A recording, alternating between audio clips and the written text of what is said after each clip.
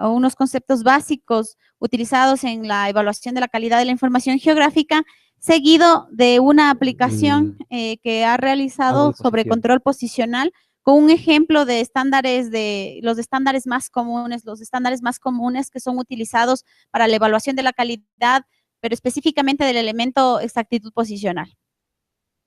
Al doctor Francisco Javier Ariza. Hola, pues nada, buenos días a todos. Gracias por la presentación. Va a haber un cambio que no ha comentado Gabriela, que me ha propuesto que juntemos la sesión de conceptos básicos y la parte de métodos de control posicional. Así que voy a estar con ustedes una hora. A mí me parece una buena idea y, de hecho, el informe que tenía estaba preparado para las dos cosas de manera conjunta. Bien, lo que vamos a ver en esta primera parte de controles de calidad, conceptos y controles básicos en calidad de la información geográfica, tiene una parte, digamos, conceptual, que es lo que vamos a ver primero, y luego vamos a ver cómo lo podríamos hacer con R. A mí, el seminario de hoy es un seminario un poco extraño, bajo mi perspectiva, lo que sería un seminario, y yo lo consideraría más bien una sesión divulgativa. Es decir, ni vamos a poder profundizar en los conceptos básicos, que es lo importante realmente, ni vamos a poder profundizar en el uso de la herramienta, ¿vale? Una herramienta como R, chiquillo, un revólver, ¿no? Puede apretar y puede matar a alguien.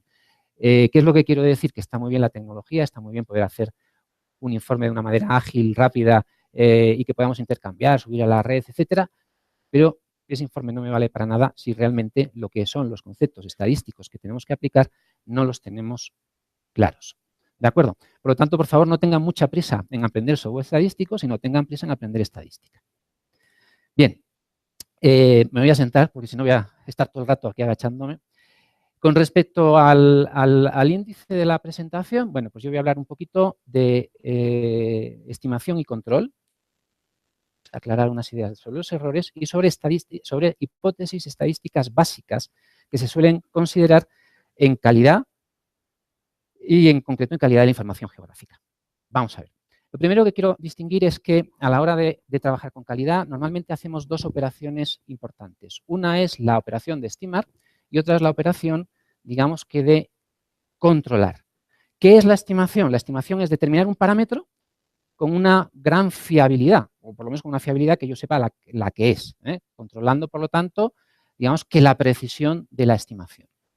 Y el control es algo distinto.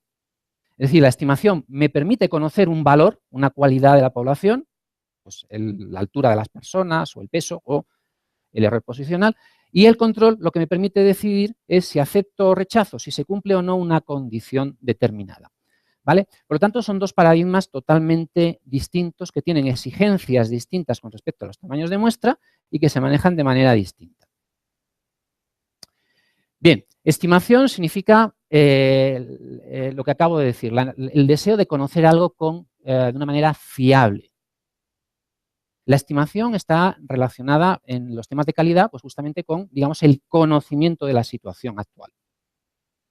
Y totalmente relacionada con lo que es la teoría de muestreos. Aquí vemos una formulita muy sencillita, donde nos dice que el tamaño de una muestra pues está relacionado con el tamaño de la población. Y aparecen una serie de elementos más. Aparece ahí una sigma al cuadrado. Es decir, aparece que en función de la variabilidad que tenga el parámetro o la variable que yo quiero cuantificar, si hay más variabilidad, como está arriba, necesito más tamaño de muestra. Y abajo, en el denominador, también vuelve a aparecer esa sigma y aparece ahí otros valores. En el fondo, son unos valores que están relacionados con la precisión que yo quiera obtener de estimación.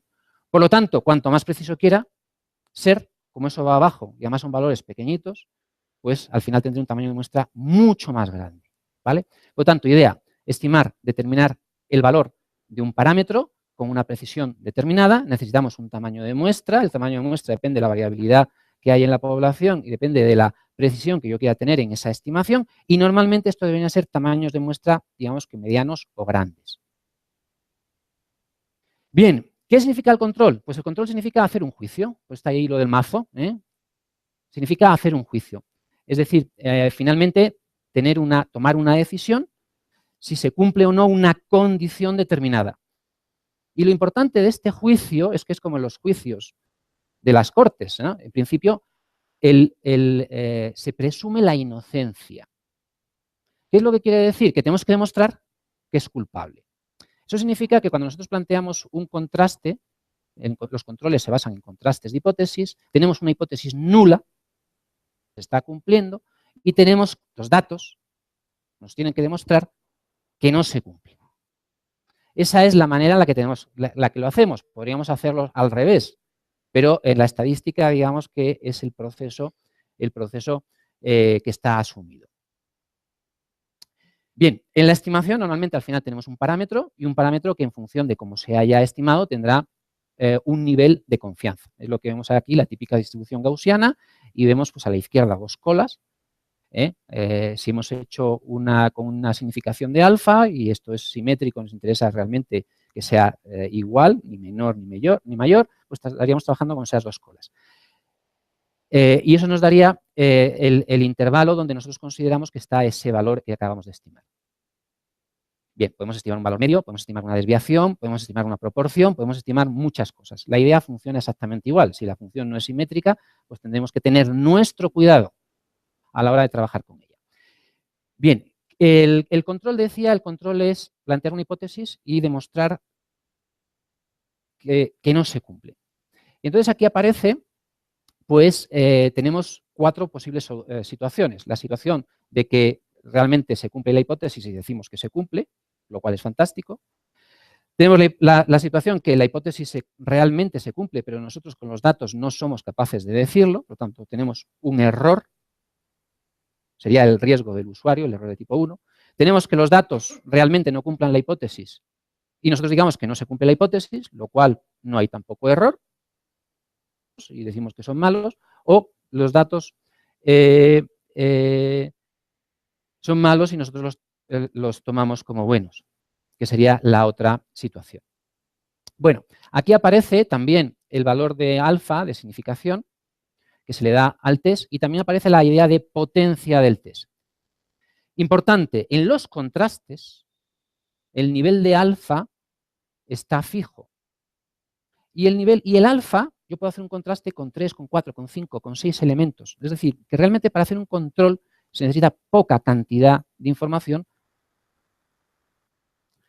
Eso nos asegura el alfa. Lo que no me asegura es la potencia del test, que es 1 menos beta, que es el riesgo del usuario. Es decir, yo puedo hacer un contraste típico, por ejemplo, en posición. El alfa está seguro.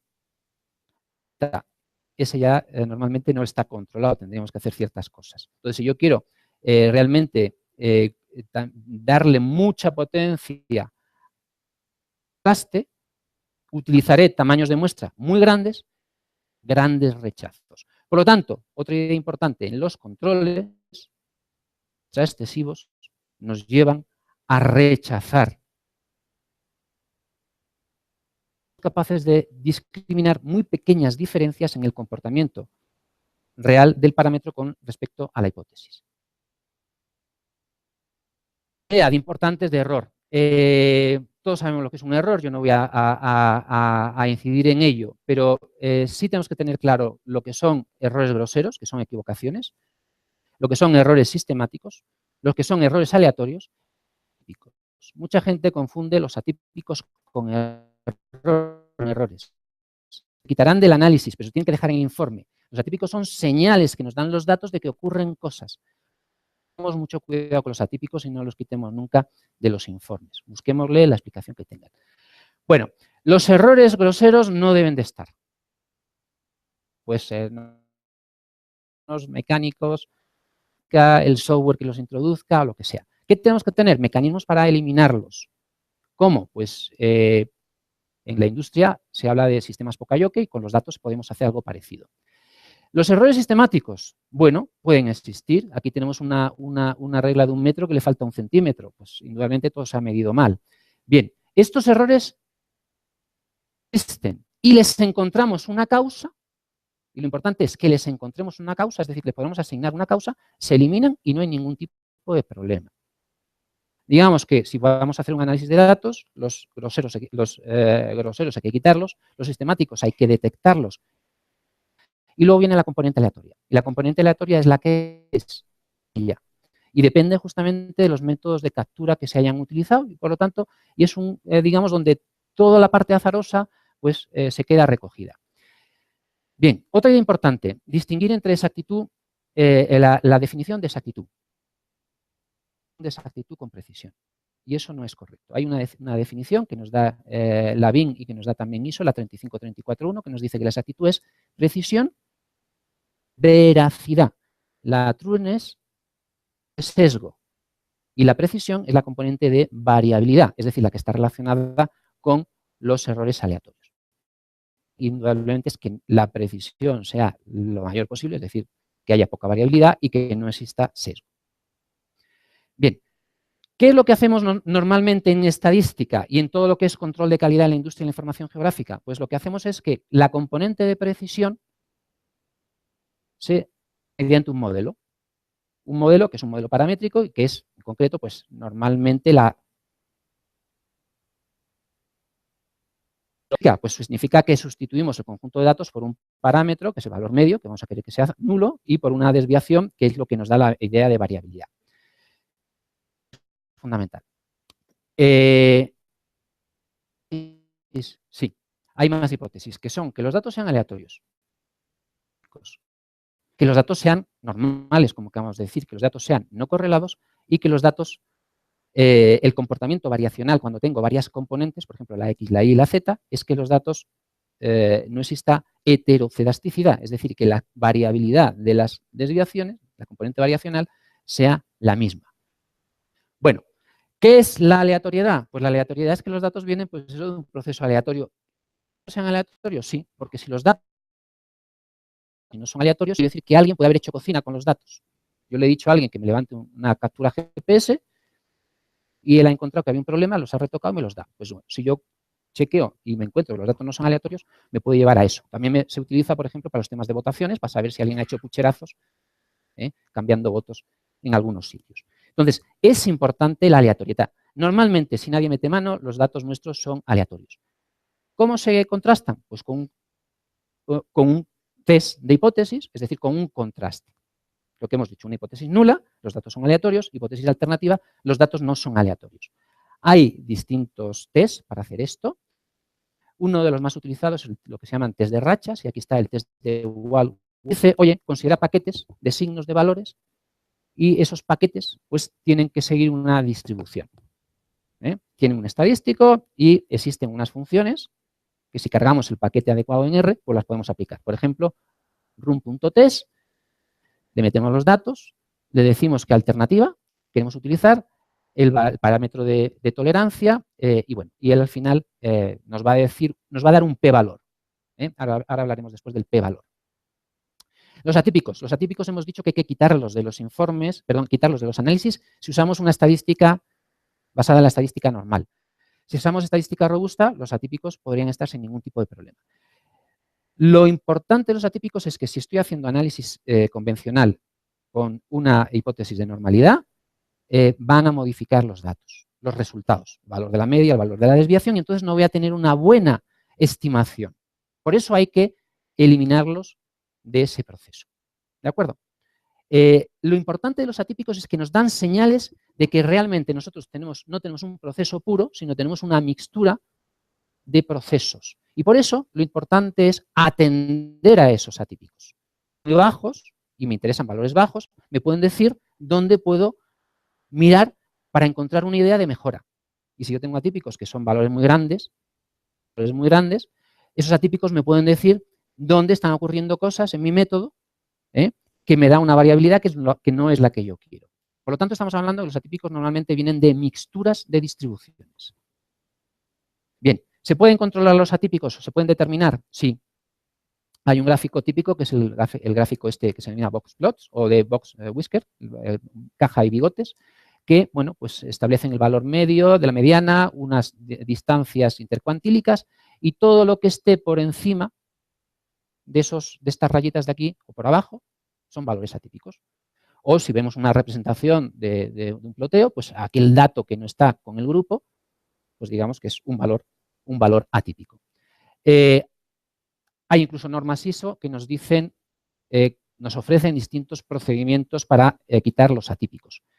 Uno de ellos es el que se denomina el método de las K-sigmas, que consiste, es un proceso iterativo, consiste en ver aquel valor que se queda fuera de esa K, que puede ser 3, 2,5, lo que cada uno considere, y es un proceso iterativo. Yo justamente en el ejemplo que les voy a mostrar, los atípicos, este proceso iterativo lo tenemos que hacer las personas, tiene que ser a mano, justamente para ir buscándole a cada uno de esos atípicos un sentido. La normalidad, pues esta es la hipótesis básica de todo el análisis estadístico convencional. Se cumple la normalidad, digamos que todo lo que hacemos después no tiene ningún tipo de valor. ¿Por qué no pueden ser los datos normales? Pues pueden ser porque alguien los haya truncado, puede ser porque tengamos muchos procesos que se mezclan y tengamos una mistura de procesos completos, no mistura de procesos completos con poco de otros procesos. Es decir, hay muchos casos por los cuales los datos, digamos que podrían no ser normales. ¿Lo podemos verificar, la normalidad? Sí. ¿Cómo? Pues hay métodos gráficos y métodos, digamos que analíticos. Un método gráfico típico es este gráfico ggplot, donde si los datos fueran normales tendrían que seguir la diagonal y si los datos se separan de esa diagonal más o menos, pues nosotros ya podemos interpretar que los datos no son normales. Aquí, por ejemplo, vemos que lo típico es que en la parte central, si los datos son aproximadamente normales, la secuencia de puntos se acerca a la línea roja, que por ejemplo se ve ahí, en la parte de la derecha, y que en los extremos es donde las cosas empiecen a bailar. Bueno, esto se puede hacer con R de una manera muy sencillita. La parte gráfica, con QQnorm nos presenta estos gráficos QQplot, y si queremos añadirle la línea, pues con QLine nos la añade. E igualmente tenemos muchos contrastes de hipótesis. Por ejemplo, el de Kolmogorov-Smirnov, el de Shapiro-Wilks, etc. Hay contrastes de hipótesis específicos para la normalidad.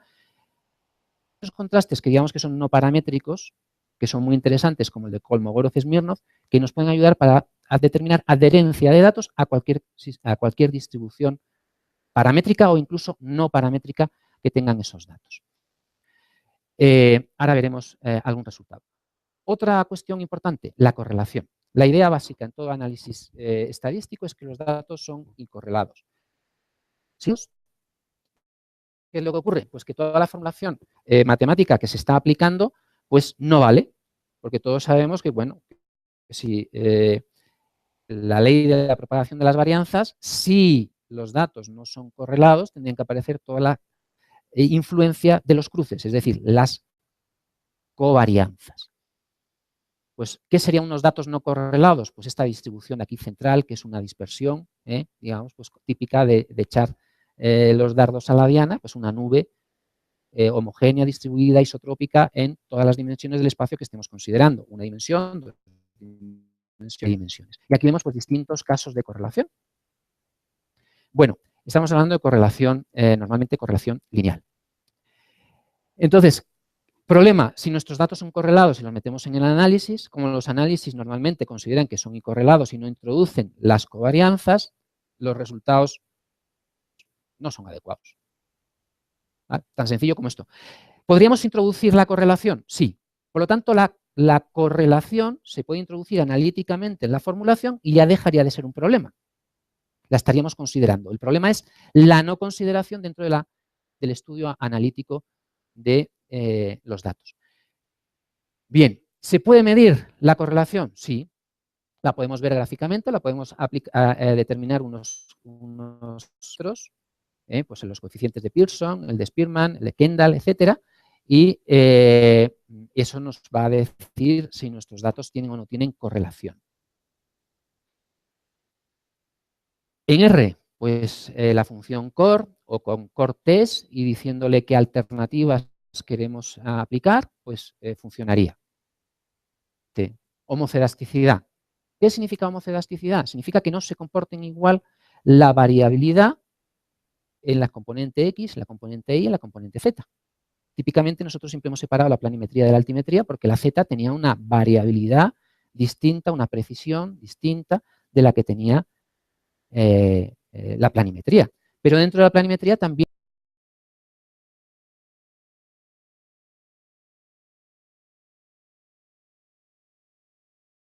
algunos ejemplos. Es decir, cuando uno va a hacer un levantamiento GPS y las estaciones de control que utiliza para hacer el posicionamiento diferencial no tienen una configuración adecuada, como es la que vemos ahí, que son una línea y yo estoy ahí en medio, ahí aparece homocedasticidad en los errores, en las estimaciones de las posiciones que hace ese GPS. Cuando tenemos un posicionamiento en GPS, sabemos que la componente Z y la planimetría no funcionan exactamente igual. Cuando tenemos un sensor que barre por línea, no es igual la componente a lo largo del eje de la línea que a lo largo del eje transversal de la toma. Cuando se hace una captura a una tableta digitalizadora, el operario no funciona igual en horizontal que en vertical. Yo me siento más torpe moviéndome en vertical que moviéndome en horizontal. Aparte que la propia tableta no suele tener la misma resolución en una componente que en otra. Un escáner o un trazador exactamente igual. Por lo tanto, la homocedasticidad, que es algo que nos olvidamos, es algo que está incluida en muchos de los procesos con los que realmente nosotros trabajamos. Bueno, ¿qué significa eso? Pues significa que si todas las hipótesis están basadas que en todas las sigmas son iguales, pues eso es lo que aparece en las fórmulas y de ahí obtenemos un resultado. Si las sigmas no son iguales, deberíamos de introducir esas sigmas distintas en el proceso analítico. Por lo tanto, la homocedasticidad no es un problema desde el punto de vista de introducirlo en la estadística, pero es un problema si lo que estamos acostumbrados es aplicar la estadística básica en la que, digamos, pues esa es la hipótesis, que todas las sigmas son iguales. ¿De acuerdo? Por lo tanto, digamos que no se puede corregir, pero sí se puede considerar dentro de nuestro análisis. Bueno, pues esto es así un poco rápido, yo lo sé, muy rápido, muy rápido, muy rápido, algunas ideas importantes sobre hipótesis y controles básicos. Bueno, aquí hay un programa hecho en R Markdown. Ahora vamos a ver la salida. Yo he generado dos programitas también en R, donde he introducido, digamos que funciones, he creado una serie de funciones, en concreto este programa es el requisitos de control de calidad, pues he definido, necesitan unas librerías que hay que cargar y he definido unas funciones que son las que vamos a usar desde el R Markdown, el programa R Markdown. Lo voy a ejecutar, vamos a ver qué es lo que nos sale y a partir de ahí vamos a ver el informe y vamos a ver cómo se podría hacer un informe de una evaluación de la componente posicional utilizando R y siendo lo más riguroso posible. Le voy a decir que se ejecute. Estamos haciéndolo en tiempo real. Aparecen ahí abajo unos comentarios, un montón de cosas y ya nos sale el informe. ¿Vale? Le hemos puesto una cabecera con unas imágenes que están en una cabecera HTML. El informe le hemos puesto un título, el autor, ya hemos visto. Podemos irnos a la sección que queramos. Lo he organizado en una introducción, versiones de la herramienta, producto bajo control, información de control y muestreo, datos bajo análisis, resultados generales, cumplimiento de hipótesis, resultado de los métodos de evaluación de la componente posicional, metacalidad, comentarios y observaciones, fecha y firma del responsable. Estamos hablando de calidad, por lo tanto, siempre tiene que haber un responsable que tiene que firmar que ese trabajo, él es el que da la cara por ese trabajo. Bueno, versiones de la herramienta. En ejecución la versión del 2 de julio de 2016, nos da un pequeño comentario, esto lo hemos introducido como una función dentro de la propia, podríamos llamar código fuente de R, el método, la herramienta del control posicional, la versión del 2 de julio de 2016, me hace un pequeño comentario, y aquí ya empiezan a aparecer producto bajo control. Yo he organizado esto del producto bajo control dentro de R Markdown, hay una parte en la cabecera que son parámetros. Entonces, yo estoy utilizando parámetros. Quiere decir que le digo que voy a trabajar con dos dimensiones, le digo el directorio, le pongo ya la escala o la clase de exactitud posicional según algún tipo de sistema, de método de control, y le digo dónde están los ficheros con los que voy a trabajar. ¿Vale? Digamos que eso sale eso sale de ahí. Bien, producto bajo control, mapa topográfico de la ínsula de Barataria, totalmente inventado. He cogido unos datos que he generado unos datos malos para que veamos cosas malas. Yo creo que se aprende muchas veces más con cosas malas que con cosas buenas. Si nos ponen ejemplos buenos, pues todo ha salido muy bien. Y luego cuando nos llega la realidad y tenemos problemas, pues decimos, ¿esto cómo se hace, no? Bien, entonces está identificado, el producto tiene que estar identificado. Hay unas ideas aquí, bueno, pues de exactitud teórica, pues 10 metros, una escala o resolución 50.000. Bueno, una información del control y el muestreo que se ha introducido. Y vamos a los datos.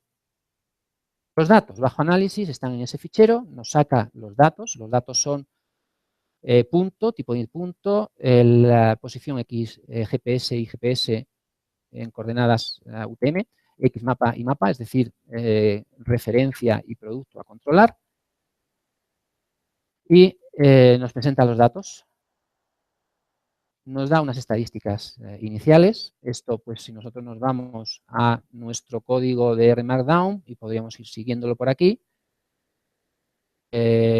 vamos a ver dónde estaríamos nosotros. Nosotros estaríamos, perdón, estos prerequisitos, nos vamos aquí. Nosotros estaríamos por, hemos cargado las librerías, hemos pedido la versión y el comentario, ahí están los textos incluidos, los comentarios que hemos puesto. Los podríamos sacar de unos metadatos, que sería el fichero. Yo no he tenido tiempo de hacerlo. Y aquí vemos, nos presenta los puntos. Aquí está.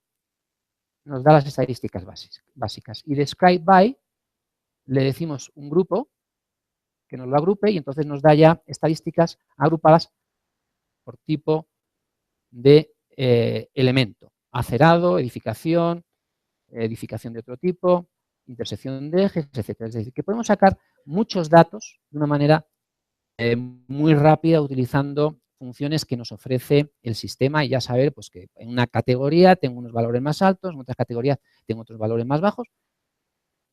Vale, nos presenta los histogramas, fundamental.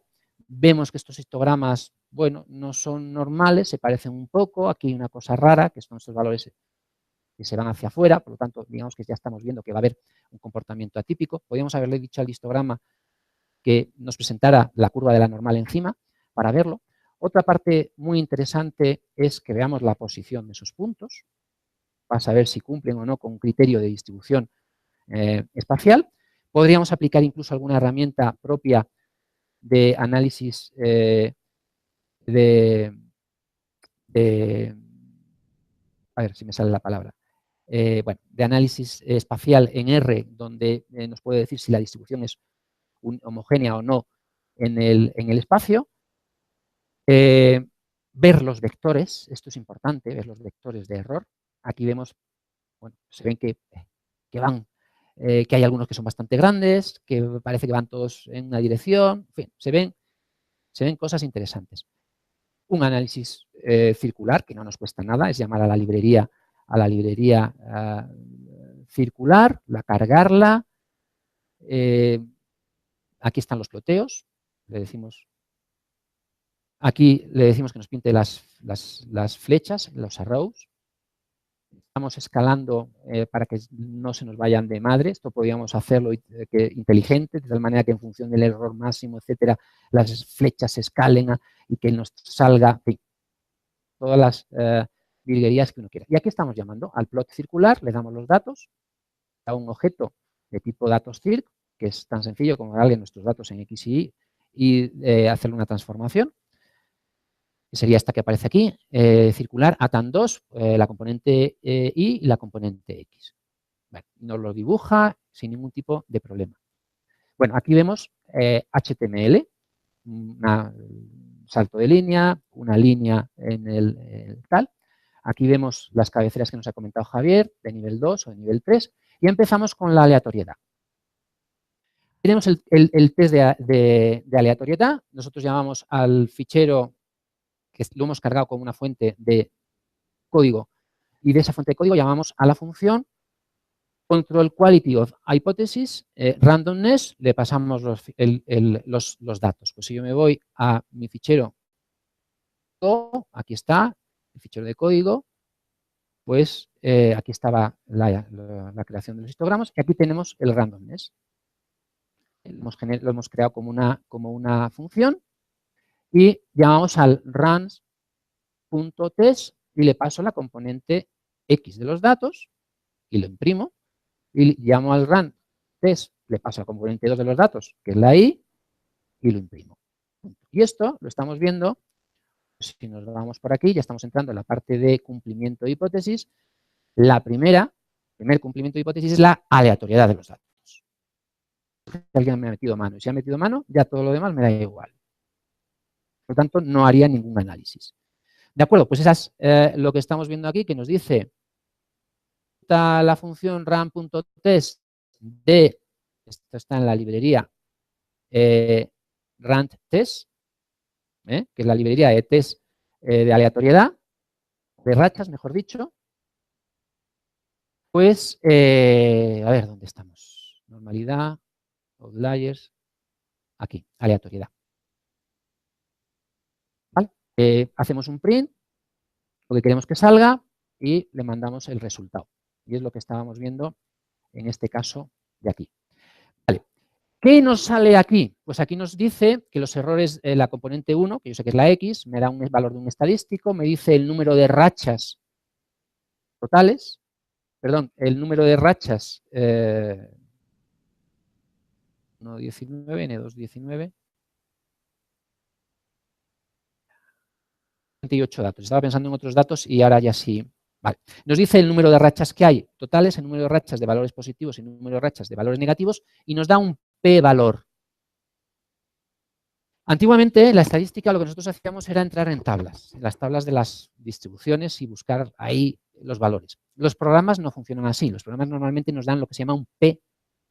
¿Qué es un p-valor? Pues un p-valor es un valor que está entre 0 y 1 y que nos sirve para decir si rechazamos el contraste. Vale, si nos acordamos de la gráfica en la que salía, a ver si yo la encuentro aquí, esta gráfica. Si nos acordamos de esta gráfica, los contrastes se plantean con un nivel de significación y decíamos, el contraste parte de suponer que la hipótesis nula es cierta, es decir, que a quien vamos a juzgar pues realmente es inocente. ¿Vale? Entonces nos tienen que demostrar los datos que no cumplen la hipótesis nula. Cuando unos datos vamos a considerar nosotros que no cumplen la hipótesis nula, pues van a ser cuando sean unos datos muy extremos, muy atípicos, unos datos que tienen muy poca probabilidad de realmente cumplir con el modelo. Por lo tanto, si tienen poca probabilidad de cumplir con el modelo, lo que estamos diciendo es que la manera que nosotros vamos a tomar, la manera que vamos a tener para rechazar un test es que el p-valor sea muy pequeñito. Es decir, un dato cuyo p-valor es un 0.01, un 1%, pues es un dato que tiene una oportunidad entre 100 de ocurrir. Y un dato que tenga una oportunidad de 1 entre 100 de ocurrir, pues yo puedo considerar que es mucho o poco. Ya yo decidiré cuál es la significación con la que quiero hacer el test. Normalmente los valores son, el más usual, el 5%, pero no es el único. Entonces, si consideramos ese valor del 5% más usual, pues yo me podría ir aquí a mi informe y me dice el p-valor 32%. 32% está muy en el centro de la curva. Por lo tanto, yo no puedo rechazar la hipótesis nula. Por lo tanto, yo tengo que considerar que los datos sí son realmente aleatorios. Si en lugar de 0,32, un 32%, me hubiera salido un 0.01%, serían unos datos que están muy en la cola de esa normal, serían muy atípicos, serían muy extraños que ocurrieran y por lo tanto yo diría, mira, la hipótesis nula yo considero que no se cumple. ¿De acuerdo? Esa es la idea del p-valor. Bueno, esta es la aleatoriedad, los atípicos. Bueno, aquí hay dos análisis. Hay un análisis, digamos, que he hecho cuantitativamente y otro análisis hecho gráficamente. Vamos a centrarnos en este caso de aquí. ¿Vale? Bueno, estas diagramas Box-Plus nos muestran el valor, digamos que de la mediana, nos muestran, como hemos dicho, la caja, el 50% de los casos, entre estas dos líneas el 75%, y a partir de ahí, bueno, se pueden construir con distintos valores. A partir de ahí, todo lo que quedará fuera, pues digamos que podemos considerarlo de alguna manera atípico. ¿Qué es lo que yo tendría que hacer? Pues lo que tendría que hacer es ver ese punto, qué tipo de punto es, si es una intersección, si se levanta de una manera, si es de una acera, si es de una intersección de no sé qué, etcétera. Es decir, buscarle al atípico su origen, su causa. Y luego, una vez que le puedo asignar una causa, pues lo quito del análisis para que justamente los valores, si estoy con un análisis basado en normalidad, no me modifique. Los atípicos, como son extremos, hacen palanca. Y nosotros ya sabemos que cuando nos dan un gran peso y tenemos una palanca con un gran brazo, pues seremos capaces de levantar ese peso. Pues eso es lo que ocurre con los atípicos, que como están muy lejos, hacen mucha fuerza. Piensen menos que cuando estamos calculando desviaciones estamos elevando las distancias al cuadrado, por lo tanto, una distancia determinada, pues la elevamos al cuadrado y es un valor que va a pesar mucho, y entonces nos descompensan las estimaciones que hacemos. Por lo tanto, idea importante, podemos detectarlos, pero tenemos que encontrarles la causa, igual que a los sistematismos. Bien, normalidad. Tenemos los resultados de estos datos, análisis gráfico. Mucha gente con este análisis gráfico toma ya decisiones. Yo les diría que no tomen ninguna decisión hasta que no tengan una buena experiencia en ello, ¿no? No basta con lo que nos dicen los manuales, si los datos están más hacia arriba, más hacia abajo. No, no. Vamos a realmente, estos datos, si yo considero que son normales, ¿qué me ocurre en mis resultados? Me parecen correctos, entonces yo ya empiezo a cogerle sensibilidad a la parte gráfica. La parte numérica es más sencilla. La parte numérica, aquí te hemos hecho un contraste de normalidad, ha aplicado nos da un valor de una distancia en frecuencias y nos aparece p-valores. Un p-valor bajo una idea de dos colas, de menor y de mayor. Pues como vemos aquí, este valor es muy pequeñito, igual que este otro de aquí es muy pequeñito. ¿Qué es lo que quiere decir? Que mis datos no son normales. Punto. Si mis datos no son normales y yo ahora voy a aplicar un método de control que se basa en la normalidad, pues el método no vale para nada. Las conclusiones de aplicar ese método no valdrán para nada. Y puñetas, que mis datos no son normales, ¿qué hago? Buscar, aplicar una estadística que te permita gestionar esos datos que no son normales. Tendrás que revisar todos los procesos que te dan lugar a esos datos, posiblemente una mixtura de procesos, y separando esos procesos, es decir, haciendo una estratificación, podrás encontrar que dentro de cada estrato todos sean normales. Correlación. Hacemos un análisis gráfico, vemos la nube de puntos. Cuanto más circular en dos dimensiones, hablando en dos dimensiones, pues digamos que será más que no existe correlación, y cuanto más organización a lo largo de un eje, pues podremos pensar que existe correlación. Aquí vemos los datos que sí tienen una cierta organización. Aquí se ha pintado justamente una recta de regresión, es lo que está ahí pintado, que ahora es ver la parte analítica. Esta es la matriz de correlaciones, pues indudablemente la componente X con la componente X está totalmente correlada, con la I1, pero ahí existe una correlación muy alta, el 52%, correlación lineal, de carácter negativo, pues la pendiente de la recta, como la hemos visto, y entonces, bueno, pues vemos que nuestros datos están correlados. Que hay interferencias entre unos y otros y que hay procesos que están generando esa correlación. Había que determinarlos. Tenemos aquí un test. Lo que hemos visto es una parte gráfica, lo que hemos visto es el coeficiente de correlación, y ahora ya lo que aplicamos es un test que nos contrasta si existe o no existe correlación. Valor, y ese p-valor, como vemos, es un 1%, un 1,5%, y nuestro valor de de significación es un 5%, esto, y la hipótesis nula es que no son correlados, pues esto nos diría que existe correlación. Estadísticamente existe correlación. Unos datos que no son nada adecuados para ningún método de evaluación de la componente posicional de carácter tradicional. Vamos a ejecutar. Bien, ¿qué les quiero contar de los estándares de control posicional? Muy ligerita, muy rapidita. Vuelvo a insistir que esto, más que un seminario, es algo divulgativo, algo que para incidir en que es importante la estadística. Y por otro lado, que vean ustedes que, bueno, que es fácil hacer un informe con una herramienta potente como es R.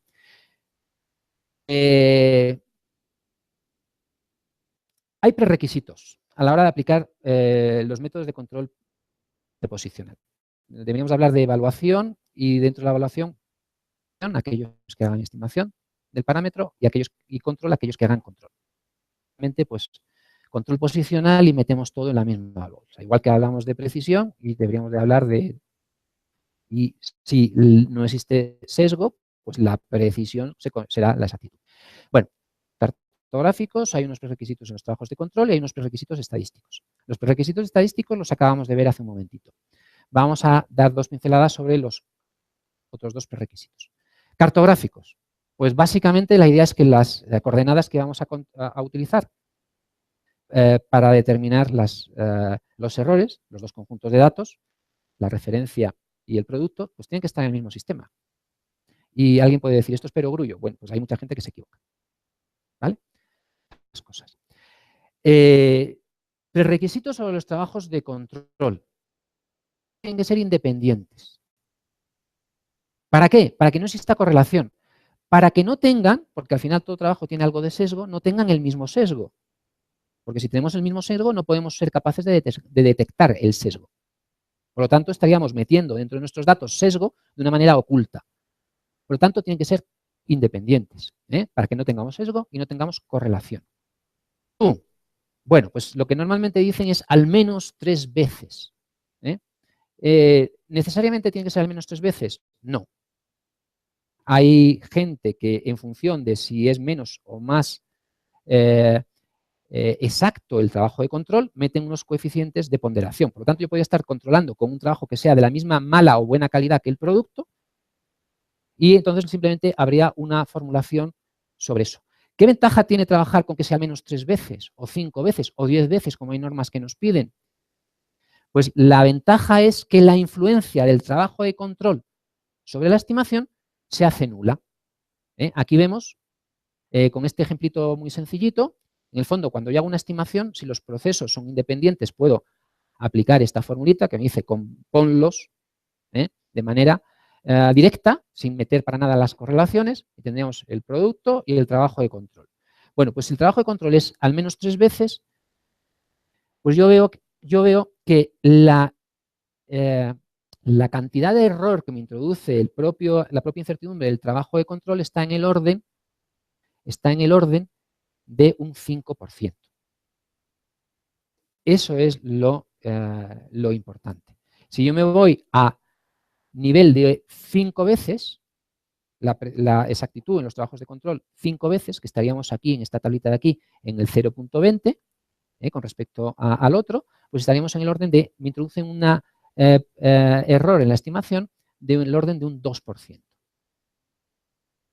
Y esto pues tiene que ver pues, con el comportamiento de las hipótesis de normalidad. Bien, vamos a hablar de métodos de control posicional por puntos. Estos métodos, digamos que son muy interesantes porque dan transparencia al proceso, a la calidad del producto y de los procesos, por lo tanto, pero digamos que pueden tener como dos perspectivas. La perspectiva del usuario, me interesa, este producto es adecuado para mí, es bueno para mi aplicación, etcétera, y la perspectiva de los productores que vienen de decir cómo es mi producto. El productor tiene que conocer su producto, la parte buena y la parte mala que tenga, ¿no? Y además eso le va a ayudar a ser más eficiente, a mejorar sus procesos. Por lo tanto, pueden ser una herramienta muy interesante para productores y para usuarios. En el fondo, para el usuario, lo que le interesa es tomar una decisión si lo uso o no lo uso. Bajo ese punto de vista, lo que interesaría sería un control. ¿vale? Puede haber usuarios más avanzados que no les interese un control, que vayan más, digamos, también por la idea de un productor que lo que podría interesarles es la estimación. Determinar de una manera fiable los parámetros que determinan la calidad de tu producto. Bien, estos métodos tienen un conjunto de características que normalmente son comunes a todas ellas, a todos ellos. Se trabaja con altimetría y planimetría de manera independiente. En algunos casos la altimetría se puede ajustar a partir de la planimetría. Son métodos basados en puntos, realmente son métodos basados en puntos bien distribuidos y bien definidos. Tienen tamaños de muestra reducidos en el orden de 20 puntos, tanto los de estimación, que es un problema, como los de control, para los cuales no estaría mal el al menos 20 puntos. Requieren una fuente de mayor exactitud, al menos 3 veces, que es lo que se suele repetir. Vamos, todos, aunque no lo digan prácticamente, se basan en la normalidad de los errores. Y lo gracioso es que, aunque se basan en eso, existe una debilidad, porque si no te lo dicen, mal. Y si te lo dicen, no te dicen cómo controlarla. Por lo tanto, dos productores que estén aplicando el mismo método de control, si están evaluando la normalidad con métodos distintos, pues realmente no están haciéndolo exactamente igual. ¿Vale? Es decir, que toda la parte estadística de prerequisitos, digamos que en los métodos de control posicional que están al uso, pues están en el aire. Si las hace alguien bien y si no las hace, pues tampoco pasa nada. Los datos, como todos sabemos, se lo tragan todo. Y por otro lado tenemos el tema del informe. Los informes son realmente escasos y de mala calidad. Y digamos que se centran solo en el dato y no se informan nada sobre todo el proceso. Es decir, aspectos de metacalidad que a nosotros nos permiten entender si ese resultado que nos estás dando es realmente significativo o no. Bueno, puntos bien definidos.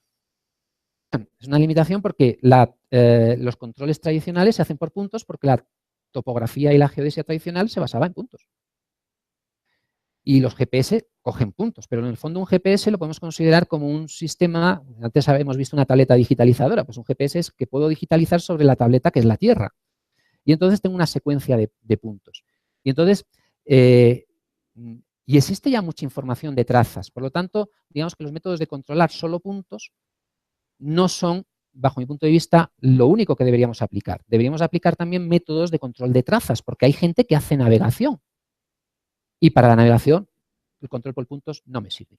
Bueno, ¿qué es un punto bien definido? Pues un punto bien definido es algo que queda bien identificado en el campo, una esquina, un mojón, un brocal de un pozo. Ya dependiendo de la escala, el punto tendrá una dimensión más grande o más pequeña, ¿no? Un cruce de carreteras, en fin. Aquí tenemos, por ejemplo, casos de puntos bien definidos, ¿no? Aparte de ser bien definidos, tienen que estar bien distribuidos.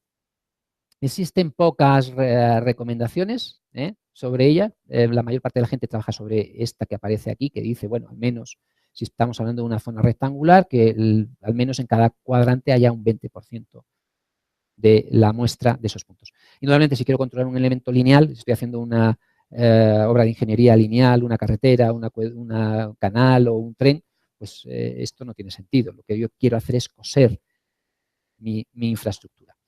¿Podríamos aplicar índices estadísticos para evaluar si esa distribución es o no buena? Sí.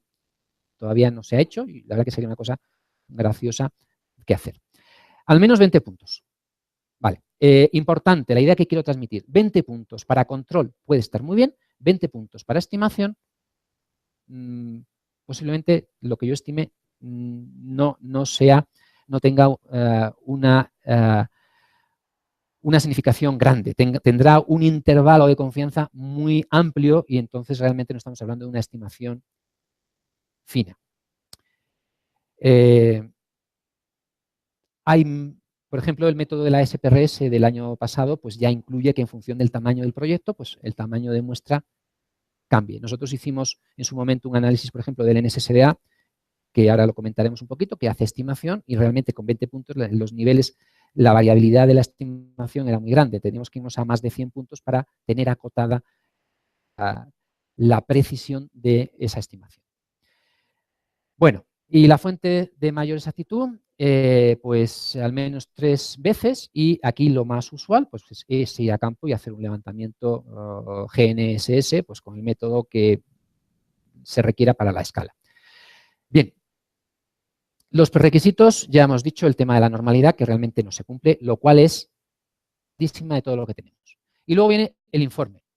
El informe es realmente escaso y yo digo que, bueno, pues, bueno, no lo voy a decir porque alguien se puede molestar.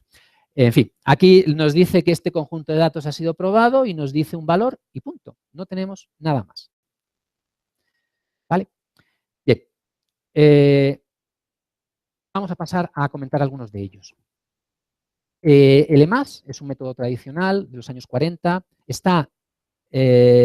Tradicionalmente se ha considerado que no tenía una base estadística importante, que no tenía base estadística, mejor dicho, pero nosotros hemos demostrado que sí. Y además está relacionada con la ISO 28059 que comentábamos ayer. Eso sería un método, digamos, que de control. No hay estimación, digo, pasa o no pasa. Otro método muy aplicado y que yo sé que aquí se utiliza es el NSSBA. Un valor.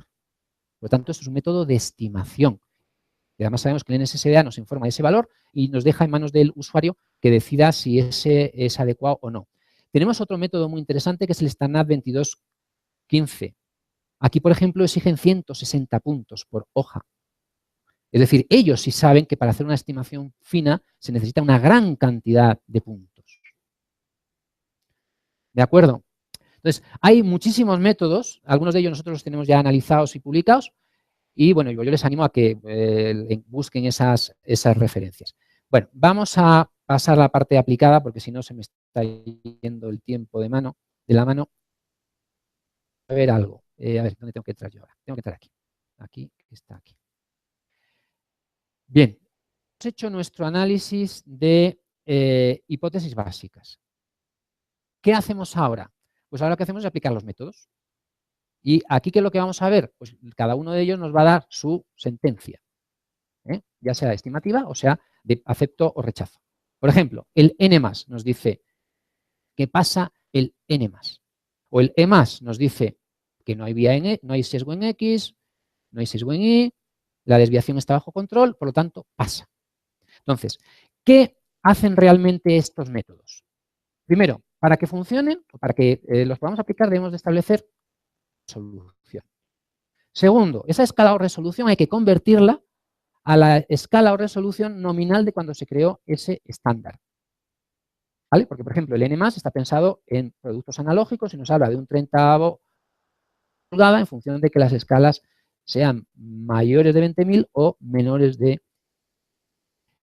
Entonces, lo primero que tengo que hacer es convertir mi escala o mi resolución en la escala resolución con la que está nominalmente pensada a trabajar ese método de control. Pues nos vamos aquí al otro código que tenemos para los métodos de control posicional. También hemos definido unas funciones y aquí tenemos, por ejemplo, el N+. El N+ es muy sencillito. Yo le meto al menos 20 puntos o 40, los que yo quiera, y cuento, tengo una tolerancia, están fuera de tolerancia. ¿Vale? Contar cuántos están fuera de tolerancia. Estamos hablando de planimetría. Por lo tanto, tengo error planimétrico, diferencia de coordenadas entre control y producto, entre referencia y producto, y si mi tolerancia son de 5 metros, pues si hay supera los 5 metros, estaríamos fuera de tolerancia. Cuento cuántos casos hay más en este caso, de 5 metros, y si superan el 10% de los casos, estamos contando, por lo tanto, el 10%, si tengo 10 puntos, es 1. Pero el 10%, si tengo 11, sigue siendo 1. ¿Vale? Bien, entonces lo primero que decía, tenemos que convertir la escala con la que nosotros trabajamos a la escala nominal. Pues aquí lo tenemos. La tolerancia, 1 partido por 30, por 0,254, que es un factor de conversión de pulgadas, metros, etcétera, y mi escala. Y a partir de ahí, pues yo lo único que hago es que calculo los errores. Aquí está el cálculo de esas distancias al cuadrado.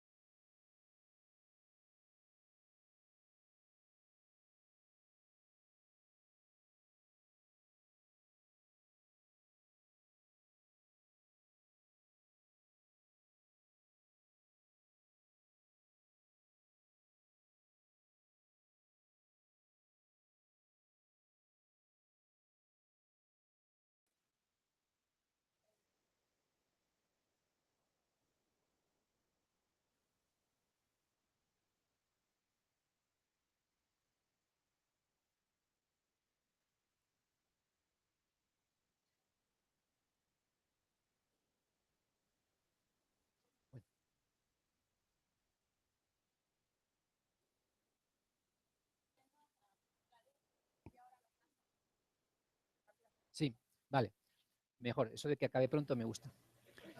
Bien, entonces, ¿qué es lo que hacemos? Pues simplemente aquí vemos si el porcentaje de casos pues supera la tolerancia. La tolerancia que está puesta en el 10%. Yo podría cambiarla y ponerla en un 5 o en un 15 o en un 25. Es decir, que la filosofía en el fondo es una binomial. Lo que comentaba ayer que adoptábamos en la norma española. Bueno, pues siguiendo con el informe, ahí, tenemos el EMAS. ¿Qué hace el EMAS? El EMAS lo que hace es analizar si existe sesgo en X y sesgo en Y, y si existe una variabilidad asumiblemente, o sea, una variabilidad que sea asumible para la escala. Entonces se hacen 4 contrastes de hipótesis. Y estamos hablando solamente de planimetría, ¿eh?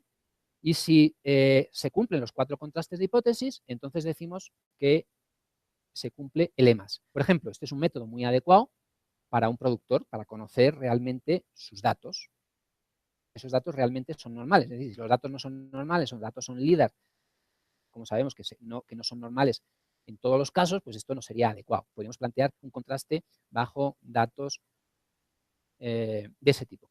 Si entramos un poco en lo que es la propia, lo que se hace, pues nos vemos aquí que introducimos una escala nominal, le introducimos una tolerancia de sesgo, porque yo podía pensar que mis datos, pues admito hasta un sesgo determinado, ¿vale? Entonces, en este método sí le podemos introducir un sesgo que nosotros queramos. Y tenemos otra vez una conversión de la desviación que se presupone para los datos en tu escala a una desviación, la desviación que supone a unos datos para la escala que tienen, que será la que echaremos luego a pelear con la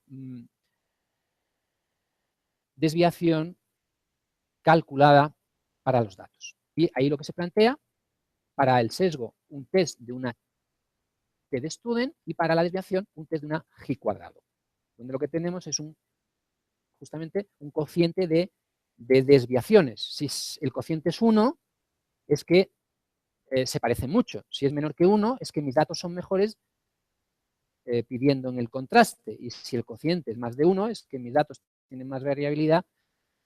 Yo les pido para la escala o resolución que tiene. Bueno, como vemos, en ninguno de ellos hemos incluido un contraste previo de hipótesis, de normalidad, aleatoriedad. ¿Por qué? Porque no los piden los métodos que están publicados. Y digamos que nosotros hemos intentado ser, en este sentido, pues seguir lo que dicen los métodos. Bueno, el NSSDA, pues lo que hace es calcular un error medio cuadrático, que realmente será, luego lo escala por un coeficiente que procede de una G cuadrado para dar de una planimetría. Y justamente, por ejemplo, habla de error medio cuadrático. A mí estadísticamente no me parece bien. Debería de hablar de sigma. El error medio cuadrático coincide con la sigma cuando no haya sesgo. Cuando hay sesgo, no son ni mucho menos lo mismo. Y si hay sesgo, no podría aplicar el coeficiente. No podría aplicar el coeficiente que me dice que aplique el NSSDA. Porque ese coeficiente proviene de una G cuadrado y la G cuadrado proviene de unas normales que son de media 0. Por lo tanto, sería un problema hacerlo de esa manera. Bien, lo vamos a dejar aquí, y lo que sí voy a mostrar es que yo puedo cambiar en mi... Pero me puedo ir a mi parte, por ejemplo, puesto aquí, y a ver, pues yo puedo cambiar la escala 50.000, perdón, 50.000 que pone ahí, y yo puedo poner escala 10.000, ¿vale? Si yo lo ejecuto ahora, tendría que decirle que se ejecute entero, o podría seleccionar solamente las partes de código. A mí eso de decir chunk no me gusta, prefiero decir partes de código. Lo ejecuto completo en este caso, y ahora podríamos ver que, bueno, todo el análisis estadístico se mantiene, y lo que ha debido cambiar es justamente el resultado de los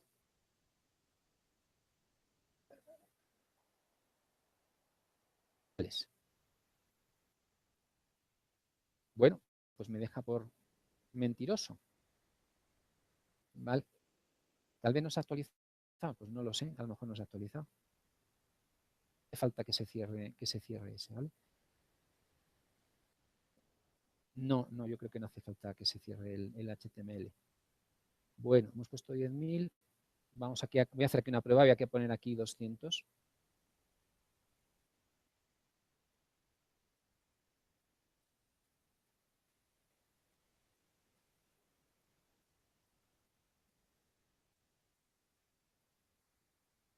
Bueno, sí se había cambiado, ponía ahí 10.000. Bueno, pues parece que estos datos, a pesar de eso, siguen cumpliendo. Bueno, y luego otra parte importante que hemos incluido aquí, simplemente como una llamada de atención, indudablemente esto, digamos que es, hay que escribirlo, hemos introducido los elementos de metacalidad, que son 3 elementos más de la calidad de la información geográfica que aparecen en la norma ISO 19157, que hablan de confianza, representatividad y homogeneidad. Entonces, bueno, yo he puesto aquí unos comentarios un poco pues, para dar una idea de lo que podría ser algo relativo a la confianza, perdón, a la representatividad, homogeneidad y a la confianza. ¿Vale? Entonces, confianza. Me fío de la gente que lo ha hecho, me fío de los métodos con que lo han hecho, me fío de la tecnología con que lo han hecho. ¿Vale? Me fío de la estadística que han aplicado. Ese digamos que sería el resumen. Representatividad. Bueno, pues la representatividad también tiene que ver con el tamaño de la muestra, los elementos que conforman esa muestra, con todo, ojo, en relación a la población, ¿no? Entonces, esas son las disquisiciones que nosotros deberíamos de hablar aquí en la parte de representatividad. Que esa distribución sea aleatoria o esté estratificada, que podemos incluso hablar de representatividad en relación al tiempo. Es decir, a mí me dicen, oye, controla este producto que es de hace 5 años y yo voy a controlarlo hoy. Hay cosas que han cambiado, ¿vale? Entonces, también se podría incluir ahí. Y homogeneidad, hacemos una disquisición de tipo cualitativo y hacemos disquisiciones de tipo, también podríamos hacerlas de tipo cuantitativo. Por ejemplo, cualitativo, especificaciones. ¿Por qué las especificaciones las meto en homogeneidad? Hombre, porque si están y se cumplen, me dan un estándar para mis trabajos. Por lo tanto, voy a entender que existe una homogeneidad. La homogeneidad puede ser del producto y la homogeneidad puede ser del trabajo que hayamos realizado. Nosotros aquí deberíamos de hablar de las dos cosas. Entendemos que el producto va a ser homogéneo o no, en función de que se ha hecho a lo largo de un proyecto muy largo, intervinieron muchas gentes con distintas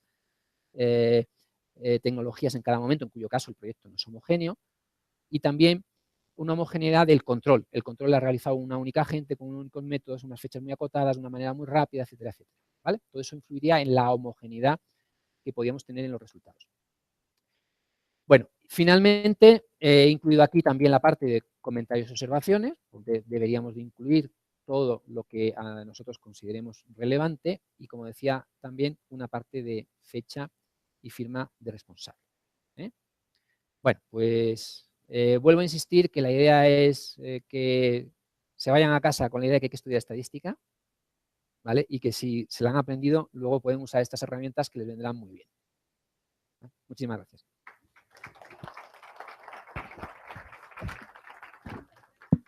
Muchas gracias al doctor Ariza por tan excelente explicación, que entendemos que es bastante densa, pero que es necesaria y es lo fundamental, incluso antes de utilizar cualquier herramienta. Doy paso a las preguntas si alguien tiene alguna pregunta para el doctor Ariza. Carito, acá.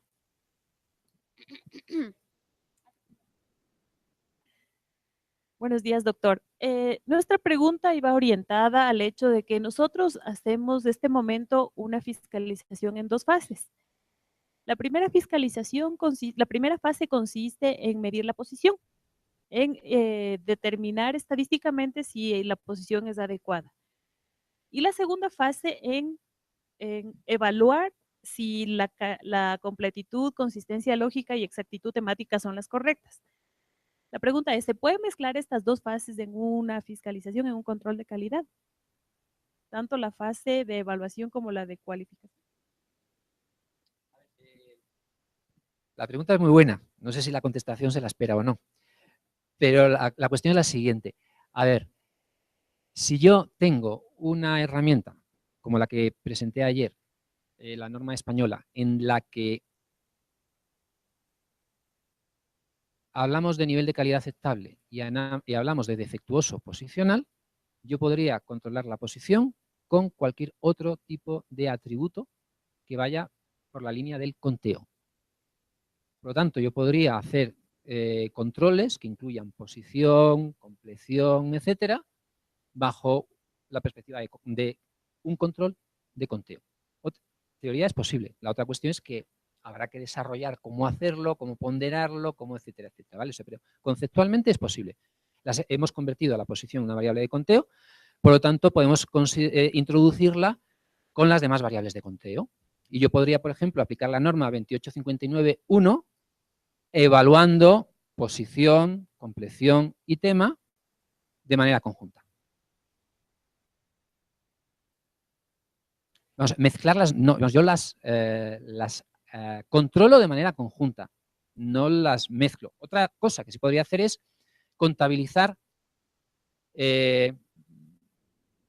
a ver, se podría hacer contabilizar el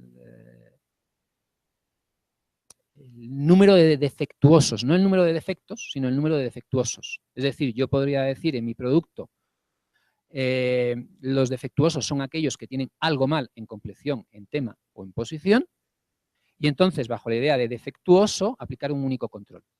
También se podría hacer. ¿Vale?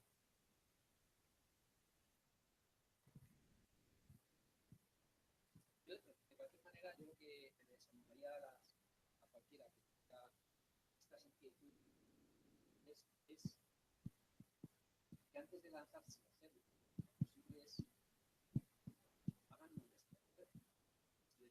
Yo no necesitaría eso si antes claro, simulaciones, lo que me sale de ahí. Actualmente eso es posible.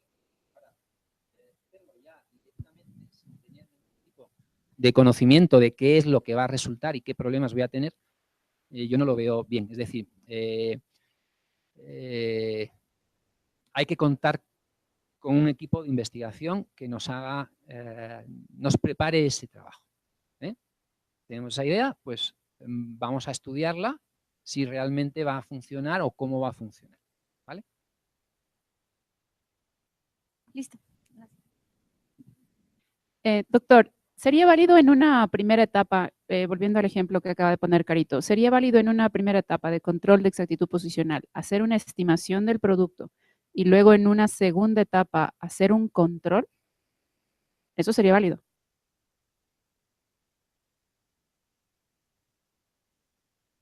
¿Listo? ¿Alguien más tiene alguna inquietud?